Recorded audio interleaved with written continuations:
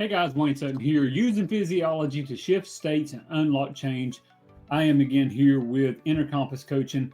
And if you are not one of our coaches yet, learn how to become more at lifecoachlifestyle.com or go to sellingyourcoaching.com. If you are a coach, consultant, course creator, and you're ready to go to the next level with your business, again, that's sellingyourcoaching.com. So this is one of our mini trainings. And so what we do in the mini trainings, we literally take a section from our full-blown certification program or a one-on-one inner circle coaching program, and we provide small nuggets that you can apply. So if you're one of our students, go through this, go through the modules. If you're not a student yet with us, then take this and apply it in your life. And the more you see this and the more you think about this, it becomes pretty obvious this is a game changer. So I'm going to talk quick because we do these in 10 minutes or less.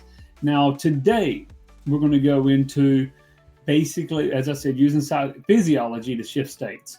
So we're going to do a lot. This is where in the past few weeks, I've taught you how to coach with states and mindfulness. Now it's time to add another layer. And this is what many people call somatic coaching. It's working directly with physiology to create a transformation. And understand this, the body isn't just a passenger, okay? The body isn't a passenger, it's the driver of state, behavior, and influence. So when we change physiology, we change state, behavior, and influence. Okay, so now let's jump into this. There's a lot of training in this. I'm definitely going to give you a version here that you can take and begin to use now, okay? Here's part one, why physiology matters. Number one, our posture, our breath, our movement, our muscle tension, our gestures, even our handwriting. Even handwriting, graphology will show you the basis of your state, and even changing things such as your posture, breath, movement, muscle tension, even changing your graphology, your handwriting. We'll talk about that much later, but will actually change state, okay? People unconsciously broadcast their states through micro expressions, through postural shifts, and those signals reinforce the state internally. So when we change the body, we change the state, we change the behavior. Somebody that's got slouched shoulders, low energy, they have less influence. But if they're upright, open body posture, they have confidence and authority. So how do we use this in coaching? Number one, write this down, okay? State follows physiology. Stand how you'd stand if you felt confident. Before you meet with your next client, before you get on the next sales call, before you go on a date or spend time with your spouse, stand. Change your body posture. Stand how you would feel confident. Now, we've talked about this in another video, but the Superman pose, where you stand with your hands on your hips there, and you stand with open body posture. Just 2 minutes of that a day increases testosterone and reduces cortisol. Think about this. And it gives you the ability in the moment to even shows a higher rate in IQ, so you can make better decisions. When you lower cortisol, you make better decisions. When you raise testosterone, you have more energy, more confidence. So how does it work? It's actually called an embodied feedback loop. What the body does, the brain interprets as truth. What the body does, the brain interprets as truth. So if you breathe deeply, you're calm. If you have shallow breathing, it's anxiety. So this is where when you're working with yourself or a client, have the clients basically scan their body. Where's the tension? What's the posture of this emotion? When we recognize that, then we can begin to shift. Guide clients into those power postures, open chest, grounded stance to elicit confidence. Then breath work. Now there's something called box breathing. We're not going to get into that now, but you can Google it, or we'll work with you more on that. But it's box breathing for calm. There's quick, sharp inhales for energy.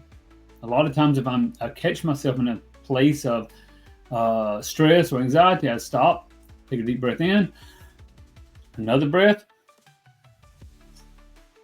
and I relax, okay? And then I'm anchoring, obviously, as we talked about before, different states. So what you want to do here is pair a physical stance. And I'm not always standing. Many times I'm in this chair. I'm talking with clients. I'm talking with coaching clients or counseling people on a video just like this. So I don't stand different, but I sit up different. I'm using anchoring like we talked about a couple weeks ago. I'm setting off an anchor to place myself in a resourceful state, okay? And the same with them. Same with your client. You want to have them stand or sit, and they want to use a gesture, an anchor, that will have a resourceful state. Change the way they sit, walk, talk, and you gesture in a negative, okay? And so what you also do is if you can mirror them, help them notice how they're broadcasting states. So confident coaching. Let's do some application. You're working with people in confidence. You're helping people become more confident. Look at their posture and their breath and reset that before presentations. If you're helping somebody with stress, then do that scan of the body. Notice where there's tension. Notice where there's areas of discomfort. And then use breath work. Use breath work to release tension. And there's leadership coaching. That's body language awareness for influence. Okay? Being aware, how would someone look when, how do they not only stand, their body language, what gestures, as we talked about in one of the other videos, using open body postures, larger gestures with the hands instead of smaller ones. Okay? And then even the way you move that would reflect somebody with confidence. Okay? And then there's trauma coaching, which we're not going to get into deep here. That takes more than just 2 or 3 minutes, but it's a repatterning of body memories to release old states. Again, trauma coaching is a specialty.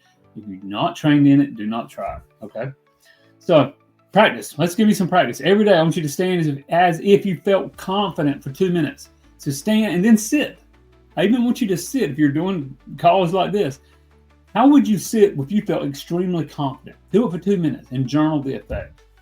And then before bed this evening, write down 3 states you noticed in your body during the day. You have to become aware of your states.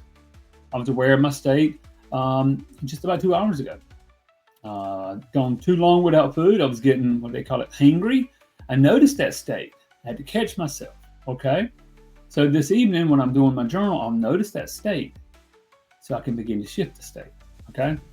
And then guide a peer or a peer, a family member, or even a client through posture and breathing shifts until their state visibly changes. So here's the key. When clients learn that changing their body changes their mind, they gain immediate access to new states of power, peace, and presence.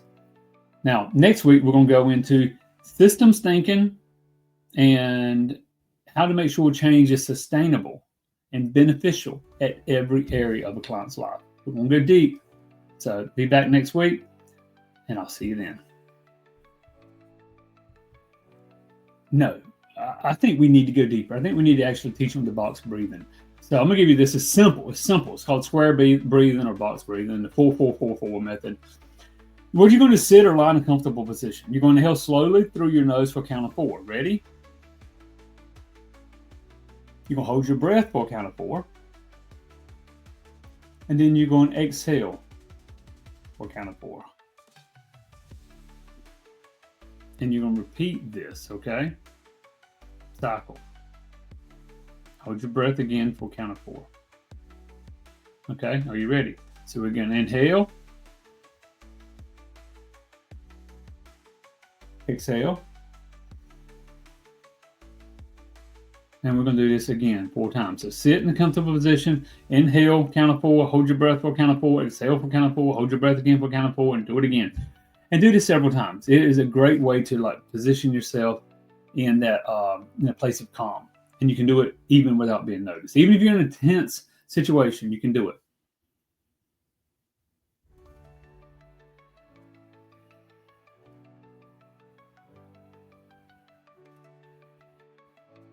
So you can do this and place yourself in a place of peace so you, again, get into a resourceful state instead of a state of fear.